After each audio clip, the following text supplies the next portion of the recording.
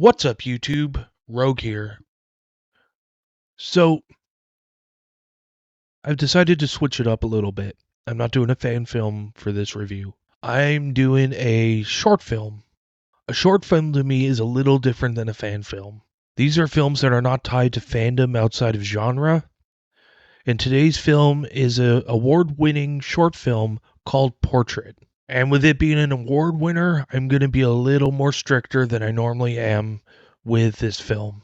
I chose to start with Portrait because I love horror films, but it's so hard to find a great one because too many of them rely on cheap jump scares that is the equivalent of going boo. So yeah, you get a jump or a shock, but there's nothing that lingers.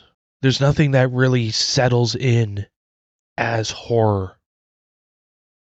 That's not to say that the occasional jump scare isn't warranted or permitted, but when you make no effort to draw out the horror and make it linger, it stops being a horror.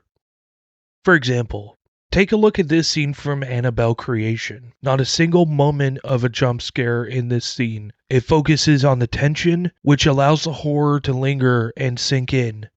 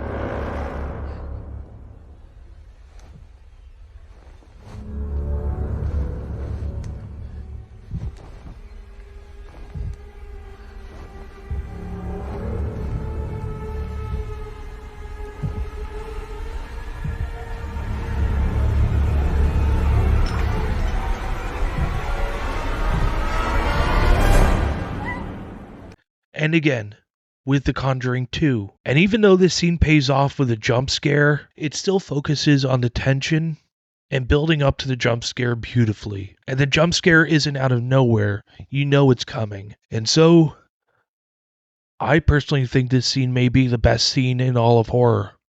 It's definitely a top 10. 5. If I'm the one building the list, 3. Play the scene. What's wrong? Mom?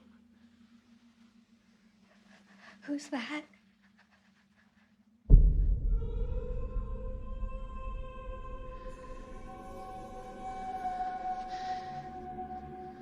Go back.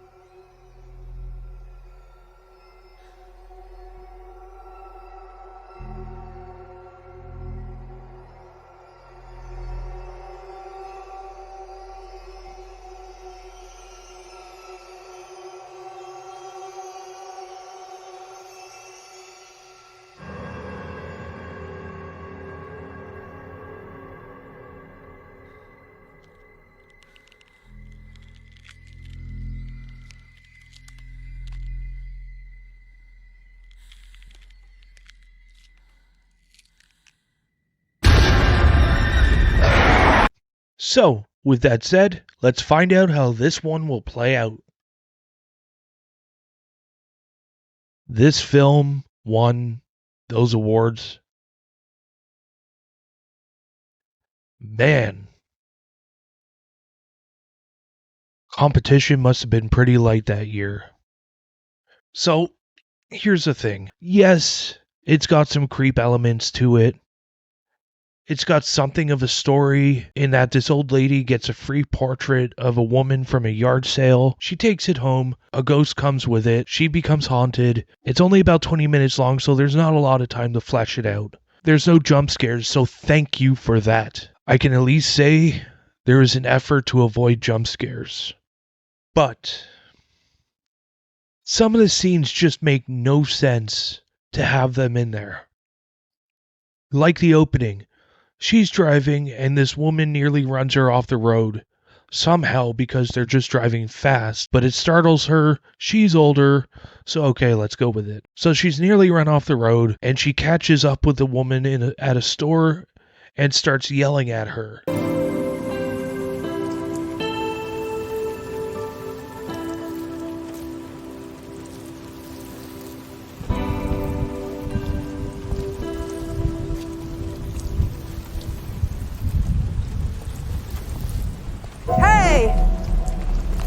Hey! Excuse me? Can I help you? I hope you die a horrible death, you twit! This plays into the film in no way. The girl isn't seen again. You're waiting for a callback moment that never comes, making this scene wasted. And again, when the lady comes home, you get this moment where you see a dinner table on the roof, and then the camera pans over to another strange art, and you think, okay, she has a taste for peculiar art.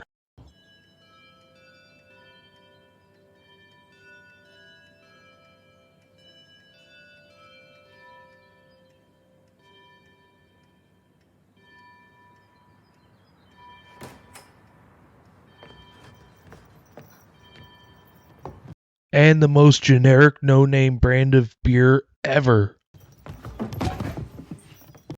Man, I've heard of Budweiser tasting like piss in a bottle. I would hate to find out what that beer tastes like. But the art is never seen again. Which is a shame because I'd really like to see that character trait explored a little. I'm a fan of peculiar art. So to show that side of her, maybe she collects peculiar art and that's what drew her to the portrait in the first place. So she puts it in that room, where we can see some other interesting things. But no, it goes into her front room. And if you've seen a haunted item TV show or film before, you basically know how the rest of this film is going to play out. She hangs it up, the ghost shows up, does some stuff, and without wanting to spoil the movie, that's the movie. So, my thought is this.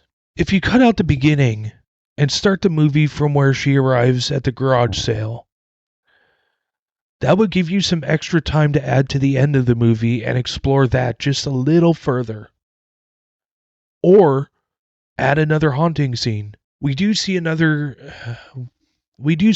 example where she has some issues with grieving her past husband. She sets out a plate and talks to an empty chair as if he's sitting right there. But it's more of a grieving thing as opposed to a haunting thing. And again, it serves nothing to the film to give her this trait and not allow the ghost to exploit it in some way. Is this a great movie? No, it's not. It's not the worst thing that's ever been made. I've not wasted any time watching it. It's not like this is any kind of Mortal Kombat abomination. But it's not something I'd rush to see again. I'm pleased that there's no jump scares, and I will give credit where credit is due.